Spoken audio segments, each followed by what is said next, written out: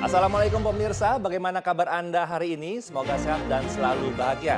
Sebelum kita mulai aktivitas hari ini, kita update dulu yuk seputar informasi menarik agar pagi Anda lebih berisi. Bersama saya, Elang Purbaya, inilah Cakrawala selengkapnya.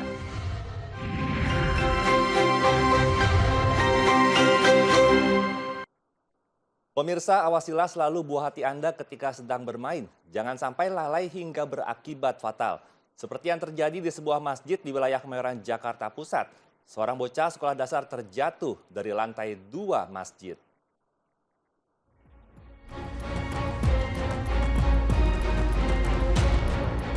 Rekaman kamera CCTV memperlihatkan detik-detik seorang bocah laki-laki terjatuh dari lantai 2 masjid.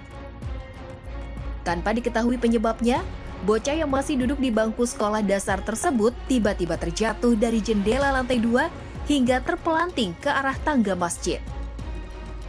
Melihat kondisi korban yang tak berdaya, sejumlah warga pun langsung berinisiatif membawa bocah tersebut menggunakan ambulans ke rumah sakit terdekat untuk mendapat pertolongan.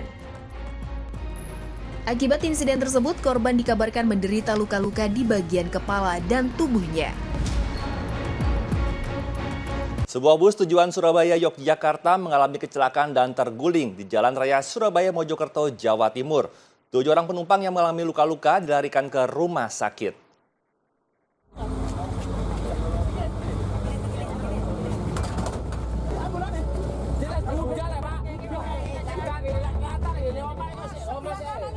Sebuah bus tujuan Surabaya Yogyakarta mengalami kecelakaan dan terguling. Bus PO Sugeng Rahayu tujuan Surabaya Yogyakarta terlibat kecelakaan di Jalan Raya Surabaya Mojokerto, tepatnya di Desa Seduri, Kecamatan Balong Bendo, Kabupaten Sidoarjo, Jawa Timur.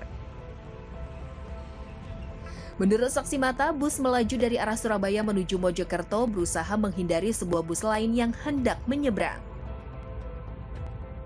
Karena diduga melaju dalam kecepatan yang cukup tinggi, sopir bus Sugeng Rahayu tidak mampu menghentikan laju kendaraannya secara mendadak hingga terguling. 7 orang penumpang luka berat dan dievakuasi ke rumah sakit terdekat. Hujan badai terjadi di Bandung dan Cimahi, Jawa Barat. Tiupan angin kencang menumbangkan sejumlah pohon di berbagai wilayah. Tak hanya itu, sejumlah fasilitas transportasi seperti kereta cepat Wus bahkan sempat terhenti akibat cuaca buruk.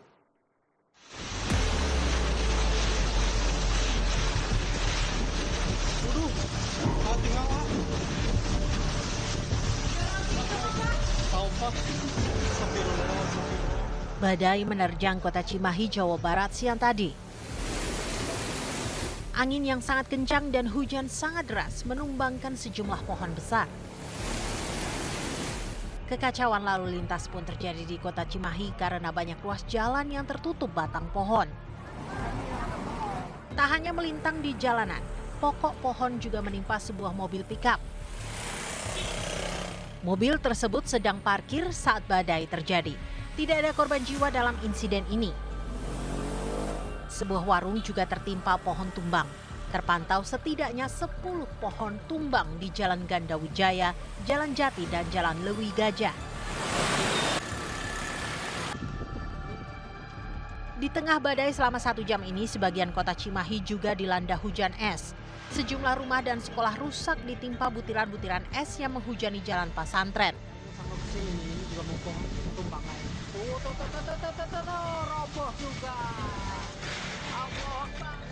Tak cuma hujan es, angin kencang di jalan pesantren juga menumbangkan sejumlah pohon.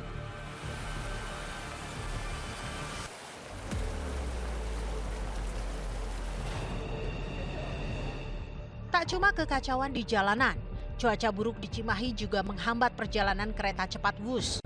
Satu rangkaian bus terhenti mendadak saat atap rumah warga yang diterbangkan angin jatuh ke jalur kereta cepat. Akibatnya 7 perjalanan bus tertahan selama 1 jam. Perjalanan kereta Wus sempat tertahan karena adanya atap dari rumah warga di wilayah Cimahi yang terbawa angin kencang dan terjatuh di jalur rel. Sehingga karena kondisi tersebut seluruh tim prasarana harus memastikan perjalanan aman dengan melakukan proses evakuasi dari atap rumah warga yang sempat terjatuh di jalur rel karena terbawa angin kencang. dan juga melakukan pemeriksaan secara menyeluruh untuk memastikan tidak ada benda asing lain yang terdapat di jalur rel. Pada pukul 14.30 perjalanan bus kembali diberlakukan. Namun jadwal perjalanan belum normal karena keterlambatan perjalanan masing-masing kereta yang tertahan akibat badai di Cimahi. Secara bertahap, PT KCIC akan menormalkan kembali jadwal perjalanan bus. Pemirsa, sejumlah kabar serta informasi penting dan menarik sepanjang hari. Kami rangkum selengkapnya dalam News Flash berikut ini hanya untuk Anda.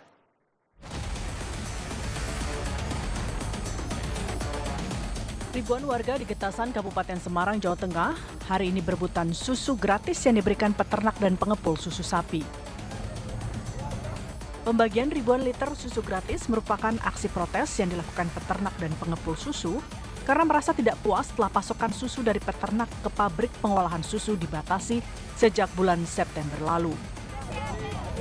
Padahal saat ini stok susu sapi melimpah, namun tidak sepenuhnya bisa terserap ke industri pengolah susu.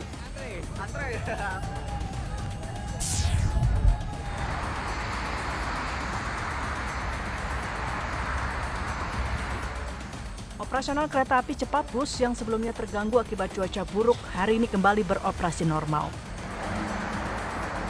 Sebelumnya operasional bus sempat terhenti setelah benda asing berupa seng atap milik warga masuk ke jalur rel kereta.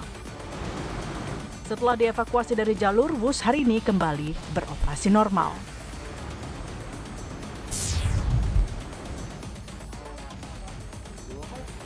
Seorang pria lanjut usia berinisial TT menjadi pusat kerumunan warga di Jalan Swakarsa, Duren Sawit, Jakarta Timur. Pelaku kedapatan menjadi maling burung di sangkar yang berada di dalam pekarangan rumah warga.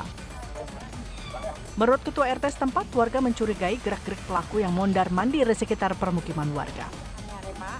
Pelaku yang mengalami luka berdarah di kepala usai menjadi bulan-bulanan warga digelandang ke Polsek Duren Sawit berikut barang bukti hasil curiannya.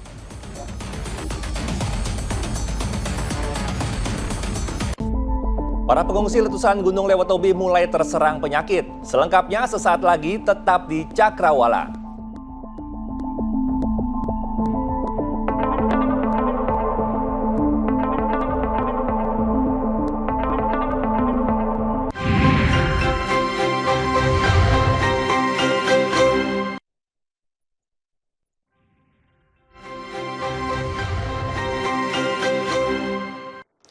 Terima kasih Anda masih setia menyaksikan Cakrawala bersama saya Erlang Purbaya.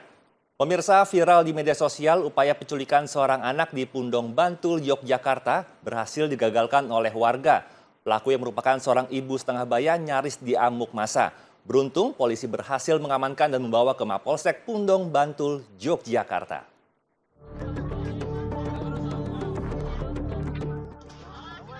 Inilah video amatir yang viral di media sosial saat pelaku penculikan yakni Indarti, 43 tahun, warga Cikarang Barat, Bekasi, Jawa Barat yang nyaris diamuk massa.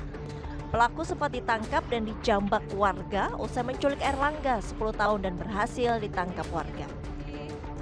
Yang mau diambil ini tadi udah dibawa. Kejadian berawal ketika Erlangga, 10 tahun, bermain bersama teman-temannya di halaman rumah neneknya Sutira di Nambangan, Pundong Bantul, Yogyakarta, Sabtu sore. Kemudian pelaku yang mengendarai sepeda motor berhenti di dekat Erlangga dan teman-temannya yang berjumlah 4 orang sedang bermain. Pelaku sempat berbincang-bincang sebentar dengan korban Erlangga. Pelaku kemudian langsung menggandeng korban dan menaikkan ke sepeda motor dan langsung tancap gas. Sutira, nenek korban yang berada tak jauh dari lokasi, melihat cucunya dibawa lari orang tak dikenal langsung mengejar bersama tetangga yang berada di lokasi dengan menggunakan sepeda motor. Setelah kejar-kejaran, akhirnya pelaku berhenti di sebuah tanjakan sekitar 2 km dari lokasi penculikan dan langsung ditangkap warga.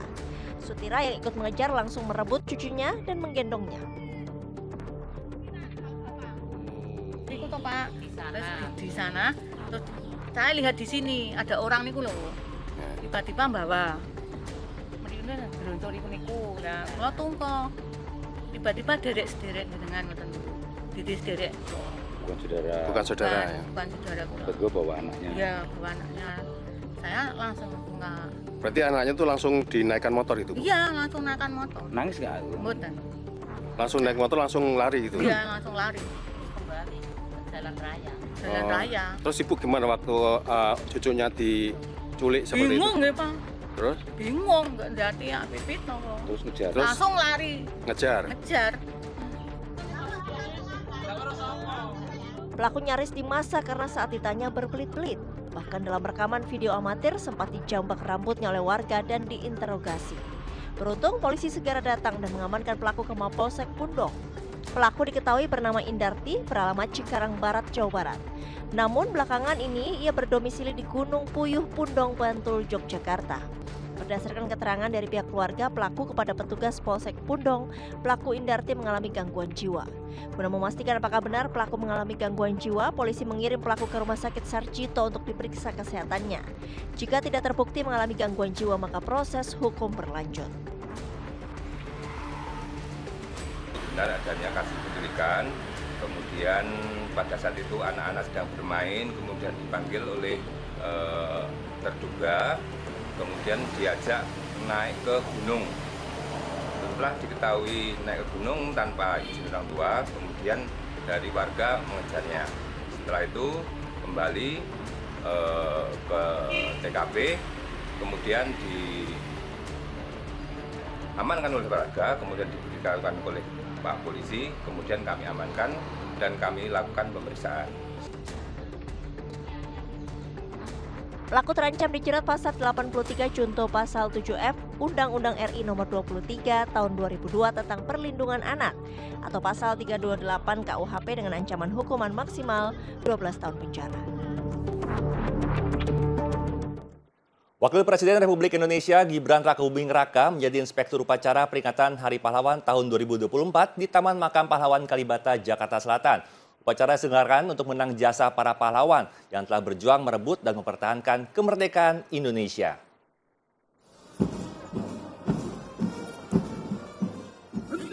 Wakil Presiden Republik Indonesia Gibran Rakabuming Raka memimpin upacara ziarah nasional dalam rangka peringatan Hari Pahlawan tahun 2024 di Taman Makam Pahlawan Nasional Utama Kalibata, Jakarta. Wapres Gibran bertindak sebagai inspektur upacara kali ini menggantikan Presiden Prabowo yang sedang melaksanakan kunjungan kenegaraan ke luar negeri. Rangkaian upacara dimulai dengan penghormatan kepada arwah pahlawan yang dipimpin oleh Kolonel Penerbang Luki Indrawan selaku komandan upacara. Dalam suasana hening, terdengar sirine berbunyi selama 1 menit untuk mengenang pertempuran 10 November 1945 di Surabaya. Mengheningkan cipta, mulai. Wapres Gibran selaku inspektur upacara selanjutnya memimpin prosesi mengheningkan cipta. Setelah itu, Wapres Gibran meletakkan karangan bunga di Tugu TMP Kalibata dan diikuti pembacaan doa bagi arwah para pahlawan. Ya Rabbana lakal hamdu kama yanbaghi li jalali wajhikal karim. Rangkaian upacara diakhiri dengan prosesi tabur bunga oleh Wakil Presiden Gibran Rakabuming Raka di makam para pahlawan dan tokoh bangsa.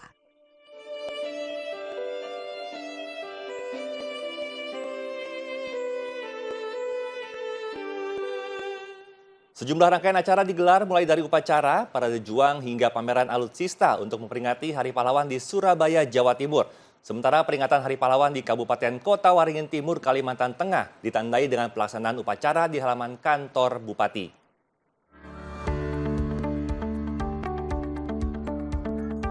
Sebagai kota pahlawan, Surabaya tak pernah absen dalam merayakan Hari Pahlawan setiap 10 November. Sejumlah rangkaian acara digelar di kota Surabaya, Jawa Timur untuk memperingati Hari Pahlawan. Tugu Pahlawan sebagai monumen bersejarah, simbol perjuangan arek-arek Surabaya, menjadi lokasi upacara peringatan Hari Pahlawan. Upacara dihadiri oleh pejabat pimpinan tingkat Jawa Timur, serta diikuti oleh 500 warga yang telah mendaftarkan diri sambil mengenakan pakaian tema pejuang. Apresiasi terhadap pahlawan juga diwujudkan dalam pameran alutsista di depan kantor Gubernur Jawa Timur. Sebanyak 8 alutsista dipamerkan. Ratusan warga Jawa Timur bisa merasakan pengalaman memegang bahkan menaiki alutsista.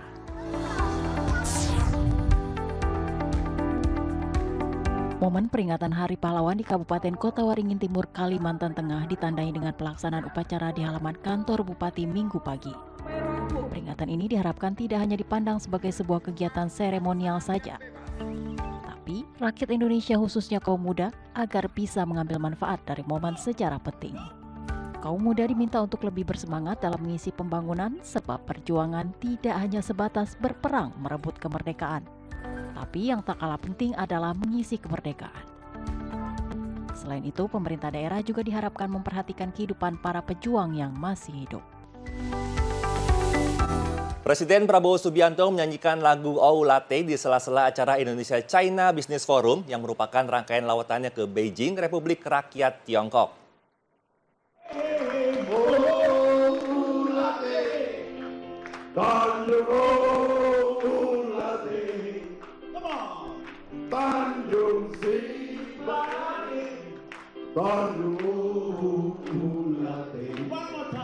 Lagu dari daerah Maluku ini dinyanyikan Presiden Prabowo yang didampingi Menteri Luar Negeri Sugiono.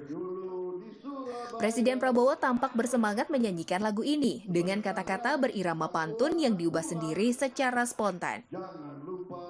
Presiden Prabowo menyelesaikan lawatan kenegaraan di Beijing dan selanjutnya terbang ke Washington DC, Amerika Serikat pada Minggu 10 November 2024 dari Bandara Internasional Capital, Beijing.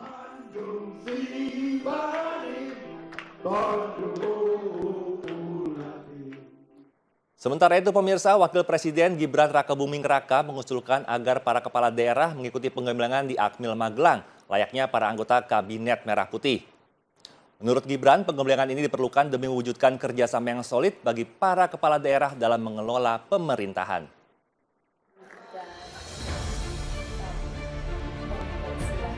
Wakil Presiden RI Gibran Rakabuming Raka berkelakar soal para kepala daerah harus digembleng di Akademi Militer Magelang layaknya anggota Kabinet Merah Putih. Hal itu ia sampaikan saat menutup rapat koordinasi nasional pemerintah pusat dan pemerintah daerah tahun 2024 di Sentul, Bogor, Jawa Barat Kamis lalu. Tujuannya tak lain adalah untuk mewujudkan kerjasama yang kompak dan solid antar kepala daerah dalam mengelola pemerintahan. Ini mungkin Pak Mendagri, mungkin tahun depan ini rakornya kita geser aja ke Akmil Magelang.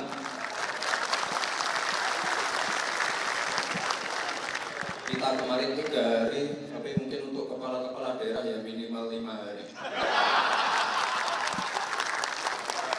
Penting ini Bapak Ibu, sekali lagi, biar semuanya sinergi, satu visi, satu misi untuk Indonesia emas. Kepala-kepala daerah ini terutama harus kompak juga dengan kabupaten, kota-kota sekitarnya. Sekali lagi Bapak Ibu, saya garis bawahi, tidak ada visi lain selain visi Bapak Presiden Prabowo.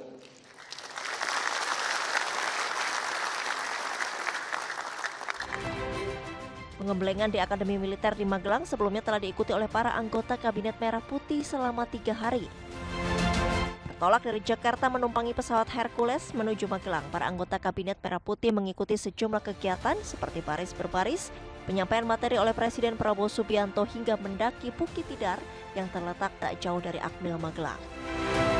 Para anggota kabinet juga menyaksikan parade senja para taruna-taruni dari 4 matra. Selama mengikuti penggemblengan di Akmil Magelang, mereka mengaku senang karena bagi sebagian besar anggota Kabinet Merah Putih ini adalah pengalaman pertama. Diharapkan usai mengikuti penggemblengan, para anggota Kabinet Merah Putih bisa kompak dan bersinergi dalam mewujudkan cita-cita Indonesia Emas. Pemirsa, Presiden Prabowo Subianto baru-baru ini menjadi sorotan karena secara terang-terangan mendukung pasangan calon gubernur dan wakil gubernur Jawa Tengah, Ahmad Lutfi Taj Yassin. Pada akhir bulan ini, tanggal 27 November, saudara-saudara di Jawa Tengah akan memilih gubernur dan wakil gubernur. Saudara-saudara sekalian, untuk kita bersama-sama melanjutkan pembangunan dan memperbaiki kehidupan masyarakat, saya bertekad untuk memimpin pemerintahan yang bersih, dan saya bertekad untuk mempercepat pembangunan ekonomi sehingga seluruh rakyat Indonesia bisa menikmati kekayaan bangsa Indonesia. Saya bertekad mengelola dan menjaga kekayaan tersebut.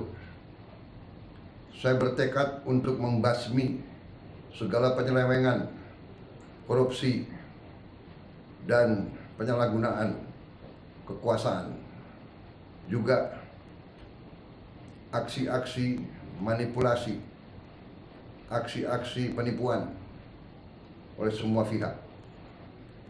Untuk itu, saya butuh dukungan dari provinsi dan dari kabupaten.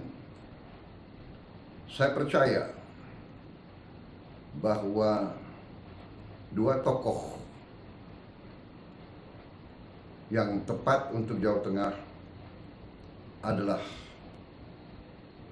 Saudara Komisaris Jenderal Polisi Ahmad Lutfi, seorang yang telah bertugas dan mengabdi Jawa Tengah cukup lama,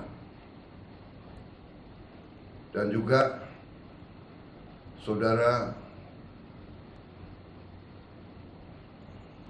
Gus Taj Yassin Maimun, putra dari guru saya, Kiai Haji Maimun Zubair, yang telah juga mengabdi cukup lama di Jawa Tengah sebagai Wakil Gubernur. Calon Gubernur dan Wakil Gubernur Jakarta kian gencar mencari simpati warga. Di Hari Pahlawan, para paslon memiliki pendekatan berbeda untuk menarik perhatian warga.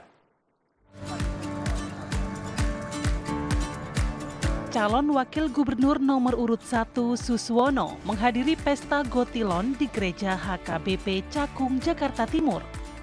Kehadiran Suswono kali ini untuk mewakili Ridwan Kamil yang hari ini berhalangan hadir ke pesta Gotilon di Gereja HKBP Cakung, Jakarta Timur. Suswono berharap dialog yang intens antar umat beragama dapat memperkuat kerukunan di Jakarta.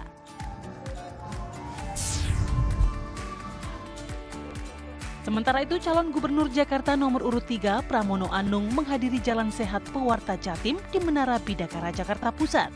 Pramono disambut antusias masyarakat dalam acara tersebut. Dalam acara ini, Pramono melepas sekitar 1.200 peserta lari yang hadir dan mendatangi kawasan Danau Sunter menghadiri mancing gratis bersama relawan Energi Prabowo Rano.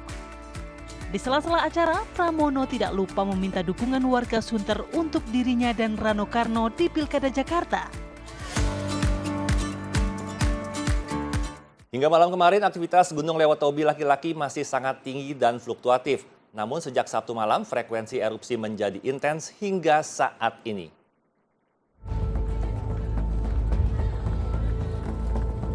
Sabtu malam, frekuensi erupsi Gunung Lewotobi laki-laki mulai menunjukkan peningkatan. Nampak aliran lava pijar mengalir deras sejak semalam. Terhitung sejak pukul 6 pagi hingga pukul 00 tanggal 9 November, Lewotobi laki-laki meletus 11 kali dengan kolom abu vulkanik tertinggi menyembur hingga ketinggian 9 km. Sementara terendah mencapai ketinggian 4 km kemarin. Untuk hari ini, terhitung sejak pukul 00 dini hari tadi hingga malam ini, Lewotobi erupsi 10 kali. Sementara untuk tinggi kolom abu terpantau berkurang jauh dibanding kemarin.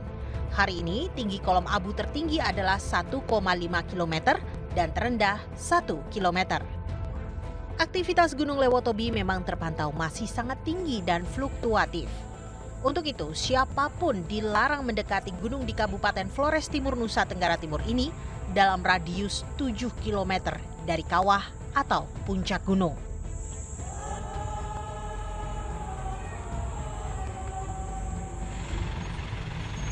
Aktivitas tinggi Lewotobi tersebut juga mengakibatkan hujan abu turun hingga wilayah pengungsian di Kabupaten Sika. Kondisi abu vulkanik yang menghujani wilayah tersebut terus-menerus membuat situasi berbahaya, terutama bagi kesehatan karena abu vulkanik mengandung berbagai unsur logam berbahaya, terutama unsur silika. Karenanya, tim SAR gabungan memindahkan posko pengungsian di sana ke Flores Timur. Para pengungsi juga mulai merasakan dampak dari abu vulkanik Lewotobi, Rata-rata mengalami masalah pernapasan hingga gatal-gatal. Sementara itu, total pengungsi erupsi Lewotobi laki-laki terhitung menjadi 11.444 jiwa.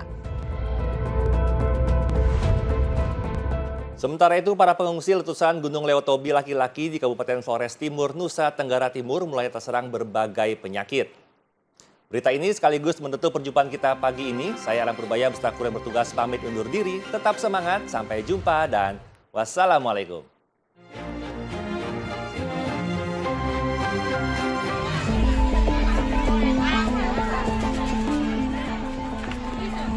Pengungsi erupsi Gunung Lewotobi laki-laki di Kabupaten Flores Timur, NTT mulai terserang penyakit.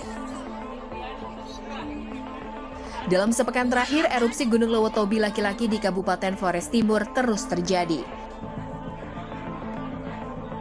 Sebanyak 10.000 lebih warga kini berada di 6 lokasi pengungsian di Kabupaten Flores Timur. Namun akibat lontaran material vulkanik, kini para pengungsi mulai terserang penyakit seperti gangguan pernapasan, gatal-gatal, dan batuk. Tim medis yang terdiri dari dokter dan perawat pun langsung memberikan pelayanan kesehatan kepada warga di sejumlah lokasi pengungsian.